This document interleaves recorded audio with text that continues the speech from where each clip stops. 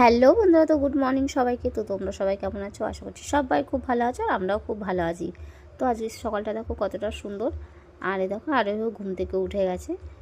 তো আর এই যে অর্পণের আজকে মনটা খুব খারাপ, কারণ অর্পণ চলে যাচ্ছে বাড়িতে। তো অনেক দিন আমাদের বাড়িতে ছিল, স্বাভাবিক, বাচ্চা মানুষ তো মনটা খারাপ হবেই। আর যেহেতু আরোহীকে রেখে যাচ্ছে, আরোহীকেও খুব ভালোবাসে জানো তো।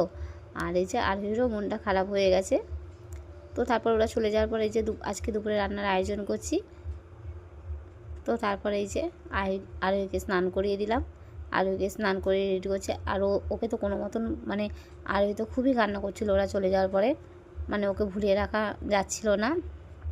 এটা ওটা দিয়ে ওকে ভুলিয়ে রাখছিলাম। ও প্রচণ্ড বায়না করছিল যে আমি অর্পণদের বাড়ি যাব, অর্পণদের বাড়ি যাব।